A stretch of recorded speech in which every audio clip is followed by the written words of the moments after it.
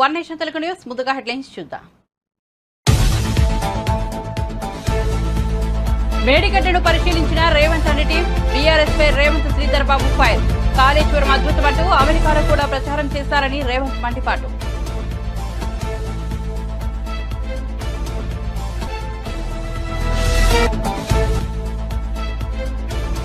వైసీపీలో మరో wicket down. మాగుంటకు MP ticket ఇచ్చేందుకు వైసీపీ హైకమాండ్ నిరాకరణ. టీడీపీలో చేరేందుకు రెడీ అవుతున్న మాగుంట ఢిల్లీ నుంచి నేరుగా హైదరాబాద్ చేరుకున్న ఎంపీ.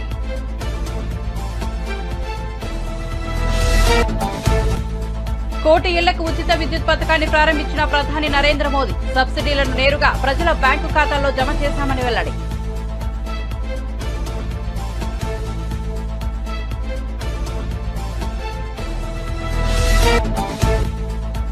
పాలకొండలో శంఖారావం సభ. హాజరైన నారా లోకేష్. సీఎం జగన్ పై విమర్శనాస్త్రాలు. జగన్ ను తల్లి చెల్లె నమ్మడం లేదని ఎద్దేవా.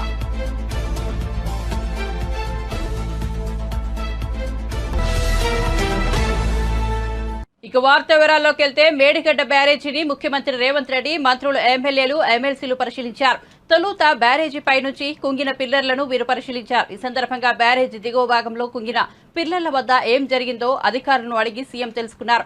ఆ తర్వాత 21వ పిల్లర్ వద్ద కుంగిన ప్రాంతం, పగుళ్లు ఏర్పడిన ప్రాంతాన్ని సీఎం బృందం పరిశీలించింది. 7వ బ్లాక్లోని పలు పిల్లర్లను వీరు పరిశీలించారు. పగుళ్లు ఏర్పడిన ప్రాంతాలను రేవంత్ ప్రత్యేకంగా పరిశీలించారు.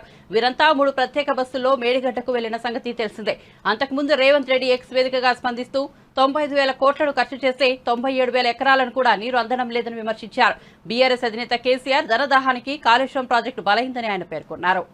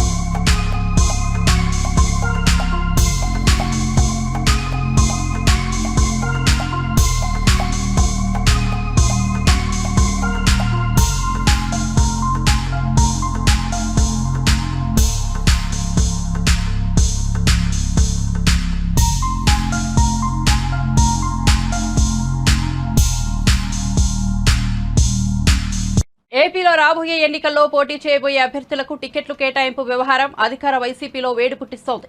ఇప్పటికే పలువురు సిట్టింగ్ ఎమ్మెల్యేలకు సీటు లేదంటూ పార్టీ నాయకత్వం స్పష్టంగా చెప్పేసింది. టికెట్ రాదనే క్లారిటీ వచ్చిన నేతలు పక్క పార్టీల వైపు చూస్తున్నారు. ఒంగోలు ఎంపీ మాగుంట శ్రీనివాసులరెడ్డికి ఈసారి టికెట్ దక్కకపోవచ్చనే విషయం స్పష్టంగా తెలుస్తోంది. ఢిల్లీ పర్యటనలో మాగుంటను జగన్ కనీసం పలకరించకపోవడం దీనికి నిదర్శనం. ఈ నేపథ్యంలో మాగుంట శ్రీనివాసులరెడ్డి టీడీపీలో చేరబోతున్నారనే ప్రచారం జరుగుతోంది. హైదరాబాద్ లో టీడీపీ అధినేత చంద్రబాబుతో మాగుంట భేటీ అవుతున్నట్లు సమాచారం. పార్లమెంటు సమావేశాలు ముగిసిన అనంతరం ఢిల్లీ నుంచి మాగుంట నేరుగా హైదరాబాద్ చేరుకున్నారు. చంద్రబాబుతో చర్చల సందర్భంగా టీడీపీ సీటుపై హామీ వచ్చిన తర్వాత ఆ పార్టీలో చేరే విషయాన్ని మాగుంట ఒంగోలులో అధికారికంగా ప్రకటిస్తారు.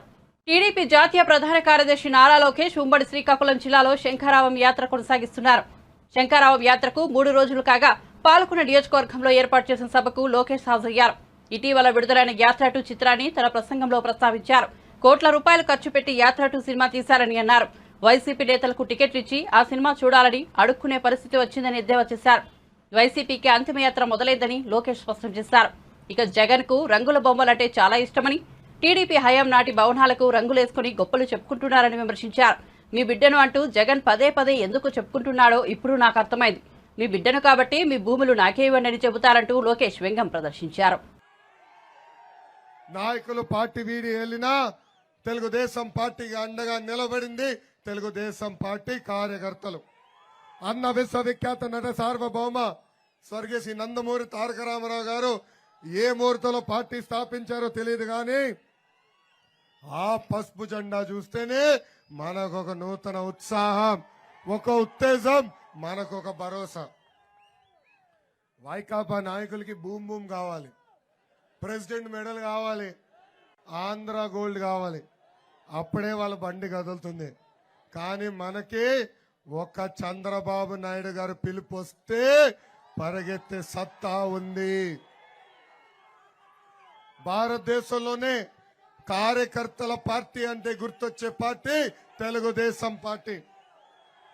అందుకే ఆనాడు 2014లో కార్యకర్తల కోసం ఒక కార్యకర్తల సంక్షేమ నిధి ఏర్పాటు చేశాం. ప్రమాదంలో కార్యకర్తలు చనిపోతే ఆ కుటుంబాలకి 2 లక్షల రూపాయలు ఇచ్చి ఆదుకున్న పార్టీ తెలుగుదేశం పార్టీ. ఇప్పటికి దాదాపు 100 కోట్ల రూపాయలు కార్యకర్తల కోసం ఖర్చు పెట్టిన పార్టీ తెలుగుదేశం పార్టీ. అంతెందుకు, ఒకవేళ ప్రమాదంలో మనం చనిపోతే మన బిడ్డల్ని చదివిస్తుంది నా తల్లి భువనేశ్వరి అమ్మ. అది కార్యకర్తల పట్ల మా కుటుంబానికి ఉన్న చిత్తశుద్ధి అని ఈ సభాముఖంగా నేను మీకు తెలుపుతున్నా. గత 4 సంవత్సరాలు 10 నెలలుగా మన పైన అనేక కేసులు పెట్టారు. నా పైన కూడా 22 కేసులు పెట్టారు. నా పైన SC ST కేసు పెట్టారు. నా పైన అటెంప్ట్ మర్డర్ కేసు పెట్టారు. ఈ రోజు కూడా కోర్టుకు వెళ్లి లోకేష్ ఎర్ర బుక్ పట్టుకుని తిరుగుతున్నాడు, లోకేష్ పైన నాన్ బెయిలబుల్ వారెంట్ ఇష్యూ చేయమని ఈ ప్రభుత్వం వెళ్ళింది. వాళ్ళందరికి నేను ఒకటే చెప్తున్నా, ఈ లోకేష్ తగ్గేదే లేదు. నేను ఏనాడు తప్పు చేయలేదు. నేను మంత్రిగా నీతి నిజాయితీగా బతికాను. మీరెన్ని దొంగ కేసులు పెడతారో పెట్టుకోపోండి, దేనికి నేను భయపడను. అరే బాములకే భయపడిన కుటుంబం మాది, నువ్వు పెట్టే పనికిమాల కేసులకి మేము భయపడతామా? ఇక్కడున్న కార్యకర్తలందరికీ ఒక ఆఫర్ ఇస్తున్నా. 2019 నుంచి 24 వరకు ఎవరైతే ఎక్కువ కేసులు పెట్టించుకున్నారో వాళ్ళకి అంత పెద్ద నామినేటెడ్ పోస్ట్ ఇచ్చే బాధ్యత నేను తీసుకుంటున్నా.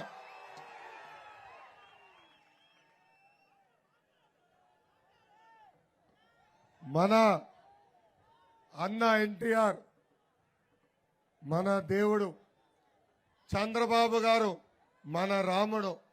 కానీ వైకాపా నాయకులకి ఈ లోకేష్ మూర్ఖుడు. వడ్డీతో సహా ప్రతిదీ చెల్లిస్తానని ఈ సభాముఖంగా నేను కార్యకర్తలందరికీ హామీ ఇస్తున్నా.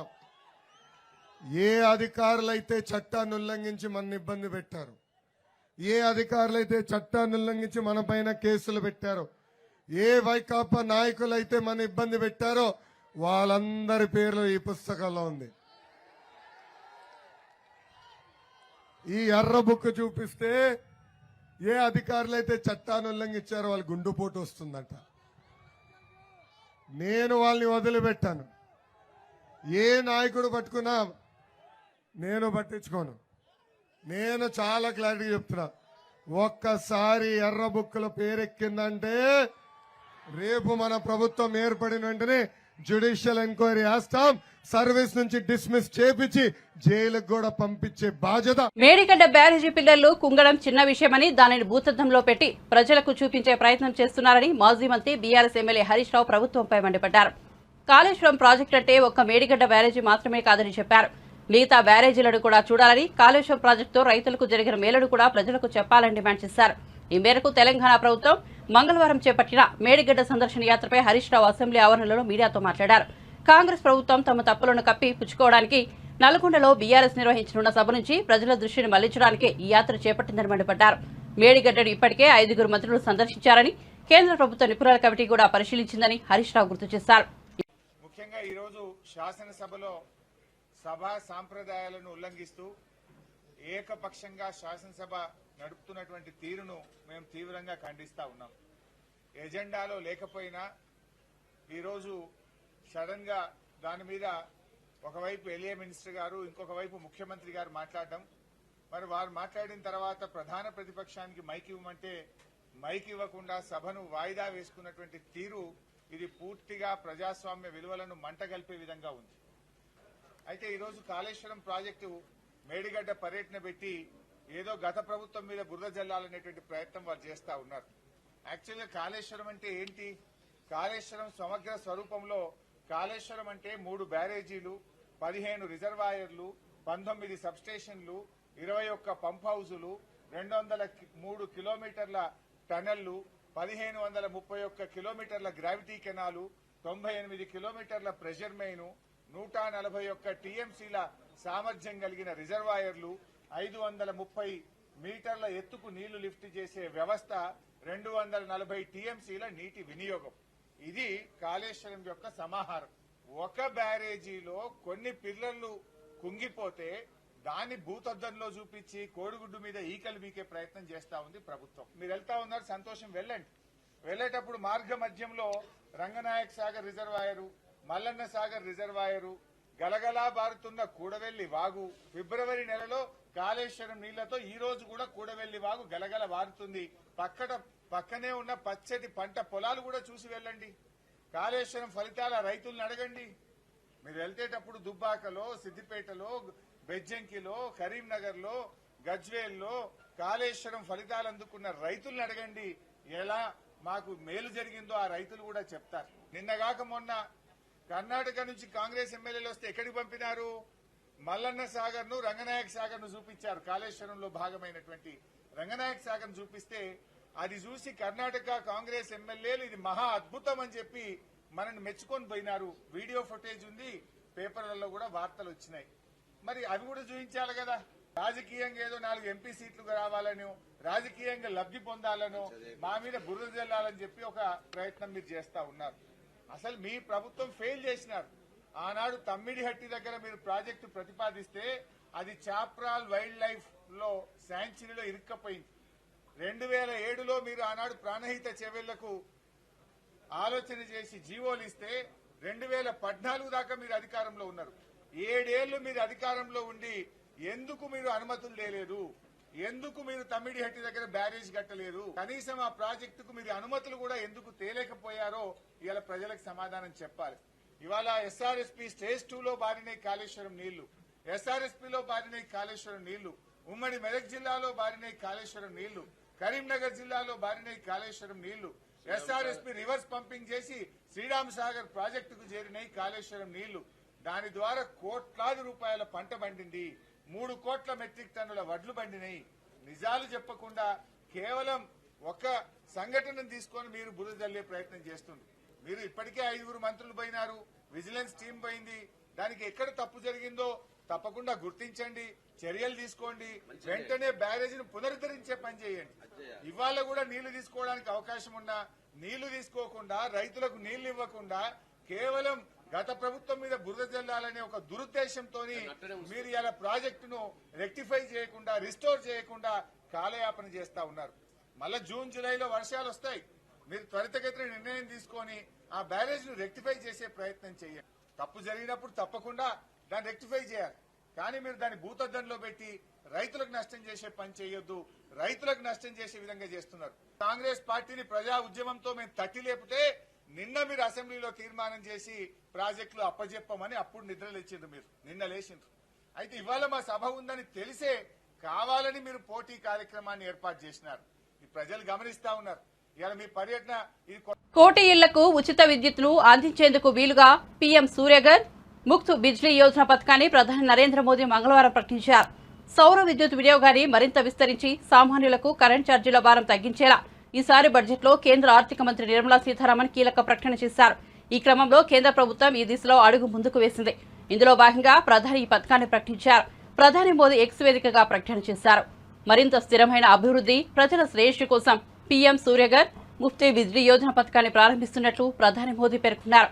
75,000 కోట్ల పెట్టుబడితో తీసుకొస్తున్న ఈ ప్రాజెక్టుతో ప్రతి నెల 300 యూనిట్ల వరకు ఉచిత విద్యుత్తును అందించి కోటి కుటుంబాల్లో వెలుగులు నింపాలని లక్ష్యంగా పెట్టుకున్నట్లు చెప్పారు. దీని కింద అందించే సబ్సిడీలను నేరుగా ప్రజల బ్యాంకు ఖాతాల్లో జమ చేస్తామన్నారు. రూఫ్ టాప్ సోలార్ వ్యవస్థ ఏర్పాటును, బ్యాంకుల నుంచి భారీ రాయితీపై రుణాలు పొందవచ్చని తెలిపారు. ప్రజలపై ఎలాంటి వ్యయభారం ఉండదన్నారు. తనపై మాజీ మంత్రి అనిల్ కుమార్ యాదవ్ చేసిన వ్యాఖ్యలు ఆయన అజ్ఞానానికి నిదర్శనమని వైఎస్ఆర్సీపీ ఎమ్మెల్సీ జంగా కృష్ణమూర్తి అన్నారు. ఎవరి మెప్పు కోసమో తాను రాజకీయం చేయడం లేదని చెప్పారు. గుంటూరులో మీడియాతో ఆయన మాట్లాడారు. అనిల్ కుమార్ యాదవ్ గారు ఈ రోజున నా గురించి మాట్లాడటం జరిగింది. నా గురించి నీకు తెలుసో లేదా కానీ నా రాజకీయ జీవితం తెలిసిన పుస్తకం. సంపాదన కోసమో పదవుల కోసమో ఏదో విధంగా అరువులు చాల్చాల్సిన అవసరం లేదు. రాజకీయాలంటూ నాకు ఒక ఆలోచన విధానం ఉంది, నాకు ఒక వ్యక్తిత్వం ఉంది. మీరు మాట్లాడిన 4.5 సంవత్సరాల పాటు కూడా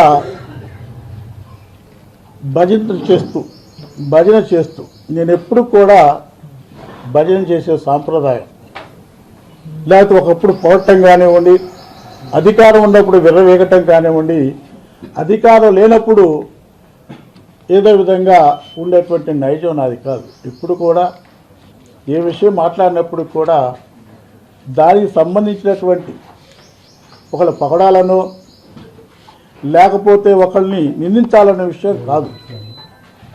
సమాజానికి నా యొక్క ఉద్దేశాన్ని తెలియజేయటం నా బాధ్యత కాబట్టి చెప్పాల్సినటువంటి ఉద్దేశంతో నేను మాట్లాడటం జరిగింది. ఎవరికి పదవులు అనేకమైనటువంటి పదవులు ఇచ్చామని చెప్పేసి నేనేదో మాట్లాడుతున్నాను. నేను పదవులు ఇవ్వాలనే మాట మాట్లాడలేదు. నేను ఇప్పుడు ఎమ్మెల్సీనే, అదేవిధంగా శాస్త్ర మండలికి సంబంధించినటువంటి విప్పుని. పదవులు ఇవ్వాలనే మాటను ఎక్కడ కూడా మాట్లాడే పరిస్థితి నేను ఒకటే. కానీ పదవులు తగ్గట్టు గౌరవం కానివ్వండి, పదవులకు సంబంధించినటువంటి పవర్స్ సంబంధించి వాళ్ళ అధికారాన్ని తగిన ప్రాధాన్యత కూడా ఇవ్వాలి. ఆ ప్రాధాన్యత ఇస్తున్నారా లేదన్నట్టు నేను ప్రశ్నించాను. నేను ఈరోజు పదవుల కోసం ఎంపీ కోసం నువ్వు అంటున్నావు, ఎంపీ ఇస్తామనే పరిస్థితి మాట్లాడాను. ఎంపీల కోసం, ఎమ్మెల్యే కోసం, ఎమ్మెల్సీల కోసం, పదవుల్ని అధికారాన్ని చెలాయించడం కోసమో నేను రాజకీయం చేయట్లేదు. నేను సర్పంచ్ అయినప్పుడు నువ్వు లాగులు కొట్టుకొని ఉంటావు. బహుశా నాకు తెలిసినంత వరకు కూడా 85 నేను సర్పంచ్, 85 నుంచి రాజకీయాలు నేను ట్రేడ్ యూనియన్కి పెట్టిన పరిస్థితి. ఆ నియోజకవర్గంలో 2 పర్యాలు గెలిచాను. ఇది రాష్ట్ర వ్యాప్తంగా కూడా అనేక మంది మాట్లాడుకునే మాటలు. ఒక బలహీన వర్గానికి సంబంధించిన నేను, ఒక పేద వర్గానికి సంబంధించిన నేను ఆ నియోజకవర్గంలో 1999 సంబంధించి 2004లో కూడా గెలవటం జరిగింది. 2009 టికెట్ ఇవ్వలేదు. మీరు మాట్లాడుతున్నారు 2014లో ఓడిపోయాడు కాబట్టి 2019 సంబంధించి గెలిచే మనిషికి టికెట్ తీసుకుని ఇచ్చామని మాట్లాడుతున్నారు. ఒకవైపు నేను సంపాదన మూటలు సంపాదించుకున్న మాటలు ఎక్కడ? ఆస్తుల మీద మీ గవర్నమెంట్ ఉంది, ఇప్పుడు మీ గవర్నమెంటే మన గవర్నమెంటే ఉంది. ఎంక్వైరీ అయ్యింది ఆస్తుల మీద నా ఎన్ని ఆస్తులు ఉండో మీ ఈడీ బ్రహ్మాండంగా ఎంక్వైరీ చేసుకుంది. నేను సంపాదించింది ఎవరు? కేసీఆర్ చేసిన అభివృద్ధి రేవంత్ రెడ్డి ప్రభుత్వానికి కనిపించడం లేదని, తెలంగాణ ప్రజలకు వాస్తవాలు చెప్పాల్సిన బాధ్యత తమపై ఉందని కడియం శ్రీహరి అన్నారు. తెలంగాణ భవన్ నుంచి చలో నల్గొండ బహిరంగ సభకు బయలుదేరే ముందు ఆయన మీడియాతో మాట్లాడారు. తెలంగాణ నదీ జలాలపై కేంద్రం పెత్తనాన్ని బీఆర్ఎస్ ప్రభుత్వం గత 10 ఏళ్లుగా అడ్డుకుందని చెప్పారు. కానీ కొత్తగా అధికారంలోకి వచ్చిన కాంగ్రెస్ ప్రభుత్వం మాత్రం కేవలం 2 నెలల్లోనే కృష్ణా గోదావరి నదీ జలాల బోర్డులకు నదుల నిర్వహణను అప్పజెప్పిందని విమర్శించారు. తెలంగాణ రైతాంగం భవిష్యత్తుని అంధకారంలోకి నెట్టే ఈ నిర్ణయానికి వ్యతిరేకంగా తమ పార్టీ గలమెత్తిందన్నారు. భారత రాష్ట్ర సమితి పార్లమెంట్ సభ్యులు, శాసనసభ్యులు, శాసన మండలి సభ్యులు, పార్టీ నాయకులందరూ తెలంగాణ భవన్ నుంచి బయలుదేరి వెళ్తున్నాం. కృష్ణా రివర్ మేనేజ్మెంట్ బోర్డు పరిధిలోకి కృష్ణా నది పైన ఉన్న ప్రాజెక్టులన్నీ కనుక వెళ్లిపోతే తెలంగాణ ఎడారిగా మారే ప్రమాదం ఉన్నది. మంచినీటికి, సాగునీటికి, విద్యుత్ అవసరాలకు, విద్యుత్ ఉత్పత్తికి కూడా బోర్డు నడుపుకోవాల్సిన పరిస్థితి వస్తుంది. చిన్న చిన్న అవసరాలకు కూడా బోర్డును సంప్రదించి వాళ్ళ దయతో, వాళ్ళ అనుమతితో నీటిని తీసుకోవాల్సిన పరిస్థితి వస్తుంది. తద్వారా తెలంగాణ ఎడారిగా మారే ప్రమాదం ఉన్నది అని చెప్పి దాదాపు ఒక 10 రోజుల క్రితమే భారత రాష్ట్ర సమితి నిర్ణయం తీసుకుని కేసీఆర్ గారు నల్గొండలో బహిరంగ సభను ఏర్పాటు చేస్తే భయపడిపోయిన కాంగ్రెస్ ప్రభుత్వం నిన్న శాసనసభలో కృష్ణా రివర్ మేనేజ్మెంట్ బోర్డు మీద చర్చను పెట్టి ఏకగ్రీవ తీర్మానాన్ని ప్రవేశపెట్టి బహిరంగ సభను అడ్డుకోవడానికి ఇవాళ మేడిగడ్డకు కూడా యాత్రను ఏర్పాటు చేస్తున్నారు. కాంగ్రెస్ పార్టీ, కాంగ్రెస్ ప్రభుత్వం భారత రాష్ట్ర సమితి నల్గొండ సభకు భయపడిపోయే కేఆర్ఎంఈ పైన అసెంబ్లీలో ఏకగ్రీవ తీర్మానం పెట్టారు. ఇవాళ మేడిగడ్డకు కూడా ప్రయాణం చేస్తున్నారు. వాస్తవాలను ప్రజలు చెప్పడానికే, వాస్తవాలను రైతాంగానికి వివరించడానికే ఈరోజు మేమందరం నల్గొండకు వెళ్తున్నాం.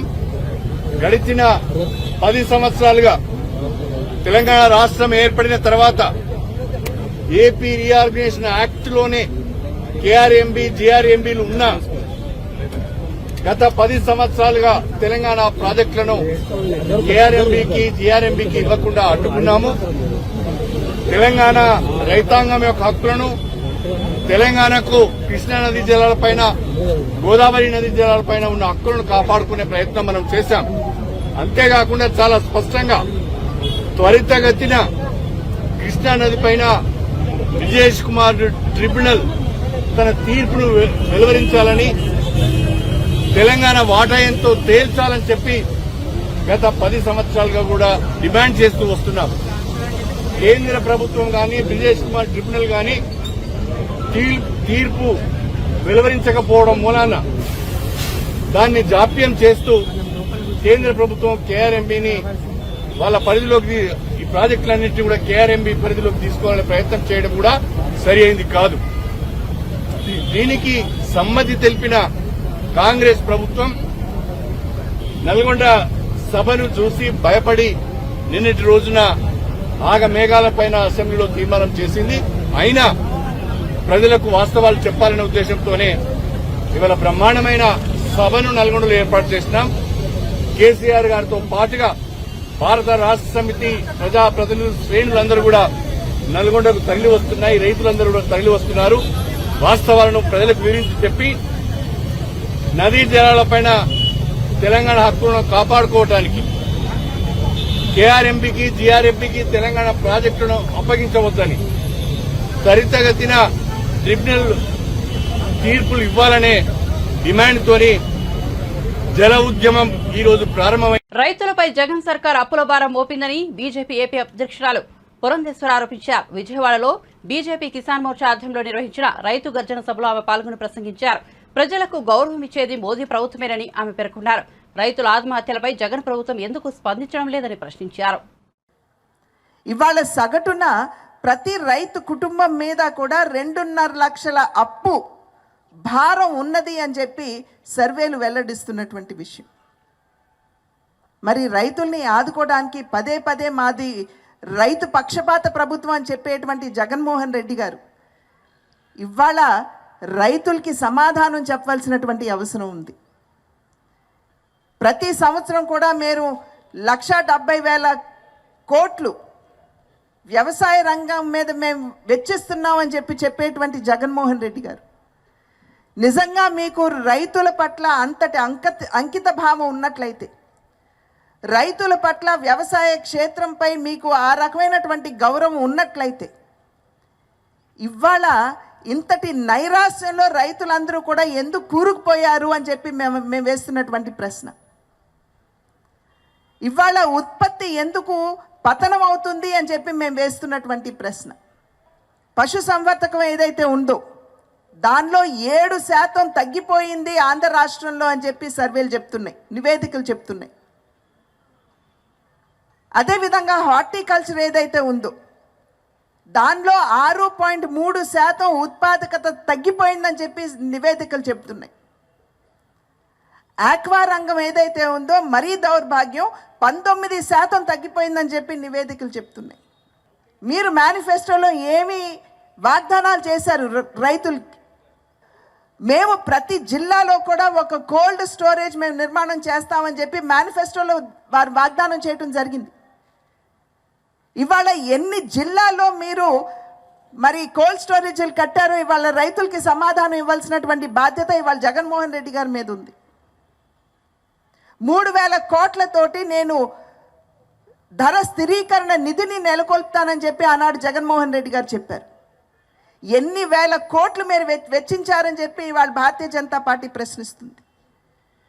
4,000 కోట్లతోటి ప్రకృతి వైపరీత్యాల కోసం వాటి నివారణ కోసం నేను 4,000 కోట్లతోటి నేను నిధిని నెలకొల్పుతానని చెప్పి ఆనాడు మరి జగన్మోహన్ రెడ్డి గారు చెప్పారు. మరి మొన్న మనం చూసాం మిచాంగ్ సైక్లోన్ తుఫాన్ ఏదైతే వచ్చిందో కనీసం రైతుల దగ్గర నుండి ఏదైతే ధాన్యం తడిసిపోయిందో దాన్ని కూడా కొనలేని పరిస్థితిలో ఇవాళ రాష్ట్రం ఉన్నదంటే అంతకంటే దౌర్భాగ్యం ఇంకోటి ఉంటుందా అని చెప్పి ప్రశ్నిస్తున్నాం. నీటిపారుదల మీద ఏ రకమైనటువంటి శ్రద్ధ చూపించారని చెప్పి మేము వేస్తున్నటువంటి ప్రశ్న. చివరికి అన్నమయ్య ప్రాజెక్టులో మీ జిల్లాలో గేట్లు కొట్టుకుపోయి అక్కడ ఉన్నటువంటి ఊళ్ళు సైతం కొట్టుకుపోతే ఈనాటి వరకు కూడా మీరు వారికి కాంపెన్సేషన్ ఇవ్వలేదే. ఎవరి కన్నీళ్ళు మీరు తుడిచారు? ఇవాళ కాలువలు ఎండిపోయి ఉన్నాయి. కాలువలు చూసినట్లయితే అక్కడ సాగునీరు కాదు, కానీ రైతుల కన్నీరు ఇవాళ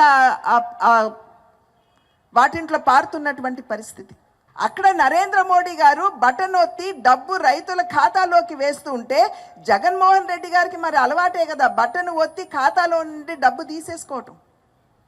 అది ప్రావిడెంట్ ఫండ్ అయినా సరే, ఈఎస్ఐ డబ్బులైనా సరే, పంచాయతీ నిధులైనా సరే, ఉపాధి హామీ పథకం కింద ఇచ్చినటువంటి నిధులైనా సరే, అవన్నీ కూడా బటన్ ఒత్తేసి ఈయన తిరిగి తీసేసుకుంటారు.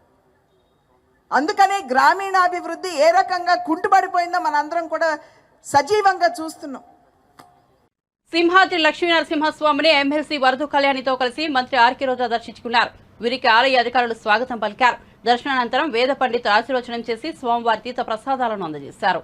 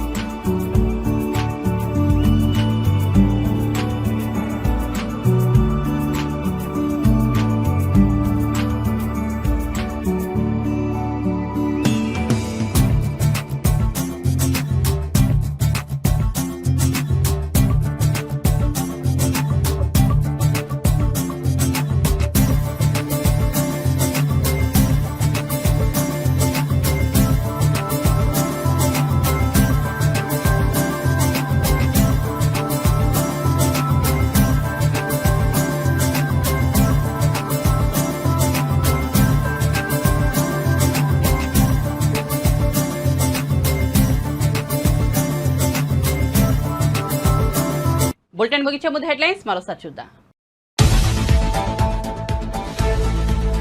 మేడిగడ్డను పరిశీలించిన రేవంత్ రెడ్డి టీం. టీఆర్ఎస్ పై రేవంత్ శ్రీధర్ బాబు ఫైర్. కాళేశ్వరం అద్భుతమంటూ అమెరికాలో కూడా ప్రచారం చేశారని రేవంత్ మండిపాటు.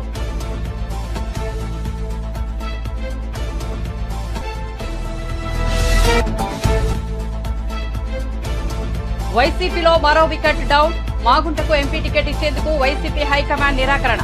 టీడీపీలో చేరేందుకు రెడీ అవుతున్న మాగుంట ఢిల్లీ నుంచి నేరుగా హైదరాబాద్ చేరుకున్న ఎంపీ.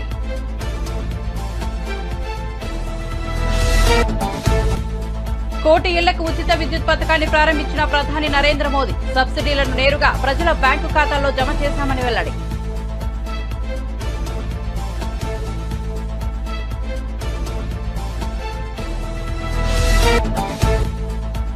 పాలకొండలో శంఖారావం సభ. హాజరైన నారా లోకేష్. సీఎం జగన్ పై విమర్శనాస్త్రాలు. జగన్ ను తల్లి చెల్లె నమ్మడం లేదని ఎద్దేవా.